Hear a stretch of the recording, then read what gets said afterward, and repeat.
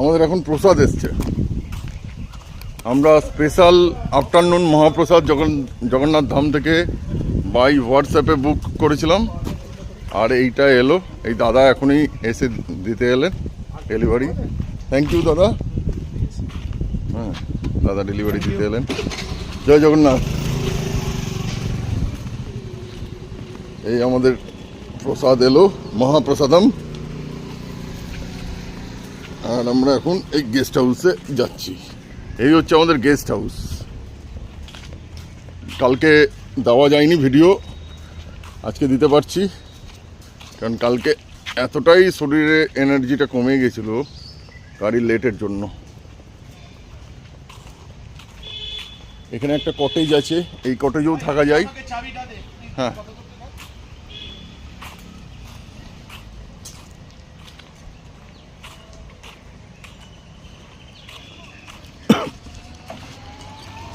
এখানে আপনি আপনার নিজস্ব গাড়ি নিয়ে আসতে পারেন, বা টোটো বা অটো এসে ডাইরেক্ট আপনাকে পৌঁছে দেবে।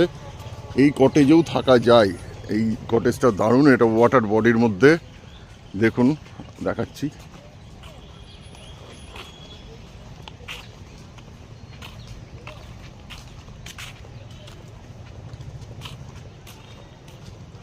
ঠিক এইটা দিয়ে গিয়ে ওইখানটায় যেতে হবে এবং ওখানে থাকতে হবে। দারুণ জায়গা।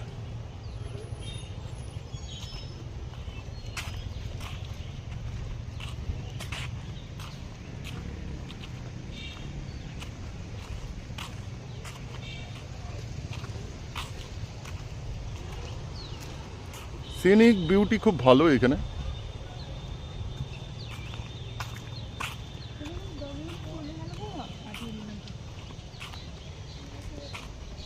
আর এখানে আমাদের রিসেপশন রয়েছে।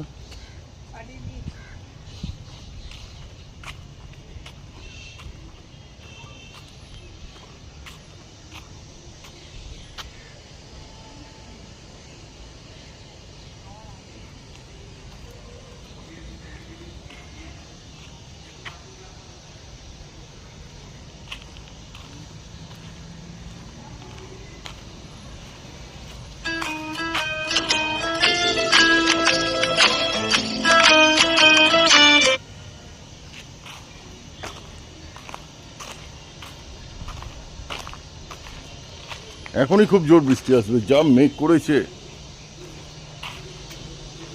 আর এই হচ্ছে রুম, কিন্তু রুমের ভিডিও আমি দেখাচ্ছি না, কারণ রুম মোটামুটি ভালো।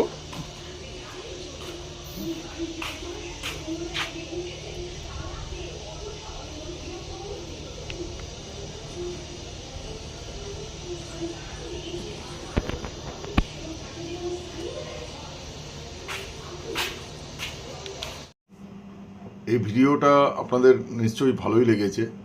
আমি কিছু ইনফরমেশন দিয়ে দিতে চাই আপনাদের। প্রথম হচ্ছে, এই যে আমরা যে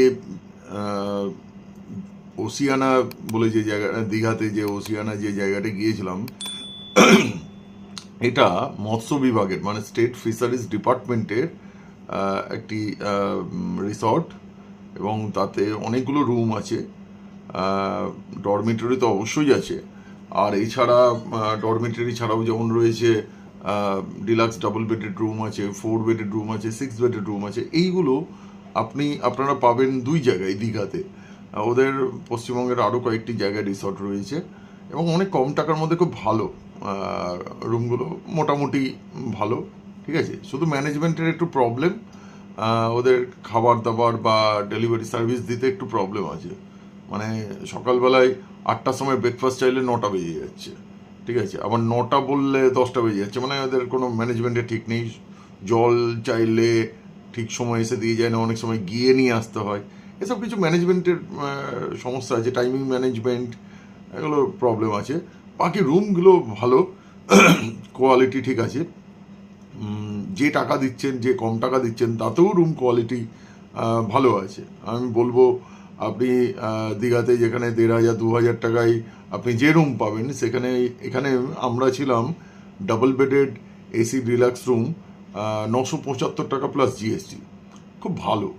রুমে আপনার একটা কুইন বেড ছিল, একটা বড় আলমিরা ছিল, একটা সোফা ছিল দুজন বসার মতো, প্লাস একটা টেবিল ছিল, টি টেবিল, আর একটা চেয়ার ছিল প্লাস্টিকের, আর একটা ড্রেসিং টেবিল ছিল।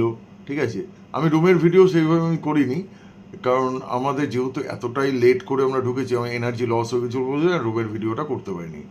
আর এছাড়াও টিভি এগুলো তো ছিল। আর একটা বিশেষ করে হিতাচির এসি ছিল, মানে 25 ডিগ্রি টেম্পারেচারে পুরো ঘর কাশ্মীরের মতো বরফ হয়ে যাচ্ছিল, মানে সেই লেভেলের ঠান্ডা। ঠিক আছে, অনেক রুমে আমি দেখলাম ডাইকিন বা হিতাচি এইসবেরই রয়েছিল।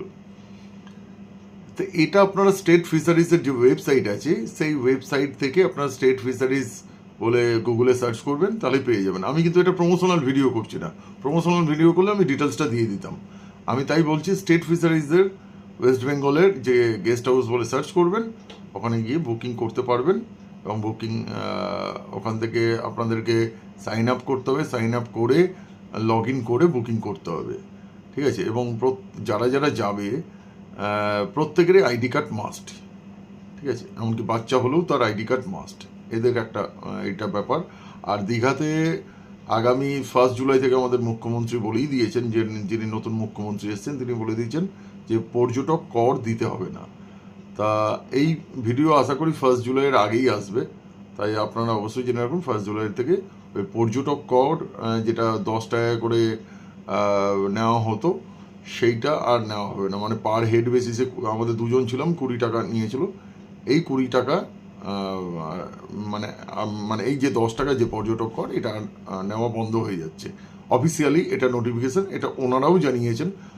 আমরা এসে বলেছিলাম যে এটা তো উনি মুখ্যমন্ত্রী তো বারণ করেছিলেন, তো উনি বললেন যে না, এটা 1 জুলাই থেকে এটা এলিজিবল হবে। এটা খুব ভালো জিনিস। অবশ্য এই ট্যাক্স কিন্তু আমি দেখেছিলাম পশ্চিমবঙ্গের বাইরে, মানে ইন্ডিয়ার বাইরে থাইল্যান্ডে একটা ট্যুরিজম ট্যাক্স দিতে হতো। সেটা আমি ফুকেটে বিশেষ করে দেখেছিলাম, ফিফি আইল্যান্ড, ফুকেট, এসবে ওখানে ম্যান্ডেটারি দিতেই হবে। ঠিক আছে, এই ট্যুরিজম ট্যাক্সটা দিতে হতো, মোটামুটি 70-80 টাকা করে ট্যাক্স পড়তো ইন্ডিয়ান টাকায়। তা এখানেও ঠিকই ছিল, কিন্তু আমাদের মুখ্যমন্ত্রী এটা তুলে দিয়েছেন। ঠিক আছে, আর বাকি যদি বলা যায়, মন্দির, জগন্নাথ মন্দির খুব ভালো লেগেছে। জগন্নাথ ধাম অসাধারণ। জগন্নাথ ধামের দেবের মন্দিরে আমার এই প্রথম যাওয়া, এর মানে মন্দিরটা হওয়ার পর ওখানকার যে খাবার দাবার, সেটাও অসাধারণ। সেই আমি খাবার দাবারের রেট চার্টগুলো ডিটেলস আপনাদেরকে দিয়ে দেবো, আপনারা পারলে ভিডিও পজ করে দেখে নেবেন। আমরা যেটা করেছি সেটা হচ্ছে, আমরা রুমে বসে হোয়াটসঅ্যাপের মাধ্যমে মেসেজ করে অর্ডার করেছি। ওদের একটা নাম্বার দেওয়া আছে, যেটা আমি দিয়ে দেবো, আপনারা দেখবেন। পাশাপাশি ফুডের ফটোটাও আপনারা, ভিডিওটাও আপনারা দেখতে পাবেন। তো আমরা যেটা করেছিলাম, দুপুরবেলায় স্পেশাল মহাপ্রসাদ থালি আছে, আর নর্মাল একটা মহাপ্রসাদ আছে। সেটা নর্মাল মহাপ্রসাদ হচ্ছে 100 টাকা, স্পেশাল মহাপ্রসাদ থালিটা হচ্ছে 150 টাকা। শুধু 2-3টে সবজি আর মিষ্টি টিষ্টি এগুলোই যাবে, মানে মিষ্টি পায়েস আর কি। বাকি আমরা হোয়াটসঅ্যাপের মাধ্যমে সকালবেলায় অর্ডার করে দিলাম। অর্ডার করে দেওয়ার পর আমাদের বেলা, তারপরে ওনারা পেমেন্টের কিউআর কোড পাঠালেন, আমরা কিউআর কোড দিয়ে পেমেন্ট করে দিলাম। আমাদের দুটো থালি ছিল, 150-300 টাকা। প্লাস একটা সিস্টেম আছে, যদি মানে ধরুন একটা যদি অর্ডার হয়, তাহলে ওরা ডেলিভারি চার্জ নেবে 20 টাকা। আর যদি একের অধিক হয়, মানে আমাদের ছিল দুটো, তাহলে 10 টাকা পার হেড, মানে কেউ 4 জন হলে 10 টাকা করে পার হেড, 40 টাকা হবে তখন। ঠিক আছে, কিন্তু একজন যদি হয় তাহলে মিনিমাম 20 টাকা ডেলিভারি চার্জ দিতে হবে। এটা খুব ভালো। একজন স্কুটিতে করে এসে খাবারগুলো দিয়ে গেল, আপনারা ভিডিওতে দেখতেই পাবেন। এবং খাবার দাবার অত্যন্ত ভালো। হ্যাঁ, আমরা তো আমাদের প্ল্যানিংই ছিল দীঘাতে যাব, মন্দিরে যাব, তার আগেও আমরা ভেজ খেয়েই যাবো, নন ভেজ খাবো না। হ্যাঁ, সেটাও করেছিলাম। এবং পাশাপাশি খাবার দাবার অত্যন্ত ভালো। ইসকন থেকে এটা তো দেখছে, ওই জন্য কোয়ালিটি নিঃসন্দেহে ভালো। ঠিক আছে, আর এছাড়া ঘোরাঘুরি বলতে উদয়পুর সি বিচ তো ঘুরেইছি, আপনারা ভিডিওতে দেখতে পাবেন। ওসিয়ানা সি বিচটা অসাধারণ। এই কেউ যদি অফবিট জায়গা খোঁজে, ঠিক আছে, আমার কাছে এটা অফবিটই লেগেছে, কারণ একদিকে ফরেস্ট, একদিকে সমুদ্র, হ্যাঁ, পুরো নির্ঝুম এরিয়া। লোকে যেটা আজ থেকে 15-20 বছর আগে যখন মন্দারমণি বেড়াতে যেত, তখন নির্ঝুম এরিয়া ছিল। এখন মন্দারমণি তো হোটেলে ছেয়ে গেছে প্রচুর। তো সেই দিক থেকে আমি বলবো যে এই ওসিয়ানা বিচ ভালো। অবশ্য আমাদের ঠিক রিসর্টের উল্টো দিকে একটা প্রাইভেট রিসর্ট তৈরি হচ্ছে, সেটা হয়ে গেলে কিন্তু হাইফাই হয়ে যাবে। হ্যাঁ, এটা আমি দেখছি অলরেডি অনেকটাই তৈরি হয়ে এসছে, ভালোই লাগলো। ট্রেনের প্রবলেম আছে, আমি বলবো দীঘা বেড়াতে গেলে ট্রেনে একদমই বলবো না, ট্রেন একদম মানে ডেঞ্জারাসভাবে ঝুলিয়েছে, সে তাম্রলিপ্তই হোক আর কান্ডারি এক্সপ্রেস হোক, দুটো তো প্রায় একই। যাওয়ার সময়ও যা ঝুলিয়েছে, ফেরার সময় ও ঝুলিয়েছে। যাওয়ার সময় ডেঞ্জারাসভাবে ঝুলিয়েছে, ফেরার সময়ও ডেঞ্জারাসভাবে ঝুলিয়েছে। আমি বলবো দীঘা বাসে যাওয়া অনেক ভালো। যদি ওই কালো সোনার যে বাসগুলো শুনেছি উইথ বায়ো টয়লেট দিয়ে, যাদের সুগার টুগার প্রবলেম আছে, তারা ওই টয়লেটওয়ালা ওই 2x2 বাস নিয়ে নে, বাস জার্নি অনেক ভালো, ঠিক আছে। কিন্তু ট্রেন জার্নি একদমই যাচ্ছে। তো আপনি এসি চেয়ার কারেও বসে থাকলেও আপনার লেট হবে, হয়তো একটু আরাম পাবেন, কিন্তু লেটটা হবে। আর এই যে আমরা রিজার্ভেশন করে গেলাম, এটা কি কোচ? এর থেকে জেনারেলে যাওয়া বরং আরও ভালো ছিল। ফেরার সময় তো কোচে কোনো রিক্লাইন করার কোনো সুযোগই পেলাম না। যাওয়ার সময় কোচ যাওয়া একটু আধটু ঠিকঠাক ছিল, ফেরার সময় মানে একদম মনে হচ্ছে জেনারেল কামরায় বসে আছি।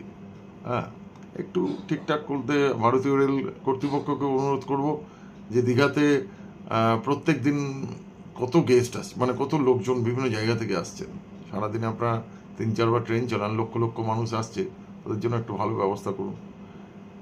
এই মোটামুটি আপনাদের ভিডিওগুলো ভালো লেগে থাকলে অবশ্যই লাইক করবেন, শেয়ার করবেন আর সাবস্ক্রাইব করবেন। আর কমেন্টস অবশ্যই করবেন। আপনারা আমার ভিডিওতে কমেন্টস করেন না। এই যে ভিডিওটাতে আমার ওই হাতের যে সেকিং প্রবলেমটা, এই সেকিং প্রবলেমটা একটা জিনিস দেখেছেন যে হচ্ছে না, সেটা একটা মানে খুব একটি যন্ত্র, খুব ভালো যন্ত্রের জন্য এটা হচ্ছে না। যন্ত্রটিকে গিম্বল বলে, এটা আমার বন্ধুরাই সাজেস্ট করেছিল আমাকে। এখন আশা করি আপনারা ভিডিওগুলো ভালোভাবে দেখতে পারবেন। এখন থেকে যতগুলো ভিডিও আসবে কোনোটাতেই সেকিং হবে না, খুব ভালো বেটার ভিডিও আসছে। দীঘার অলরেডি কালিম্পংয়ের ভিডিও তো দেখেই ফেলেছেন। যারা কালিম্পংয়ের ভিডিও দেখেননি তারা এখনও পর্যন্ত কালিম্পংয়ের ভিডিওটা আপনারা দেখতে পারেন। একটু সেকিং আছে, কিন্তু দীঘার থেকে আর কোনো সেকিং হবে না। দীঘার আশা করছি 2টো এপিসোড আসবে। তারপরে আমরা আরও কয়েকটি জায়গায় যাব, দারুণ সব জায়গা, হয়তো আপনারা গেছেন।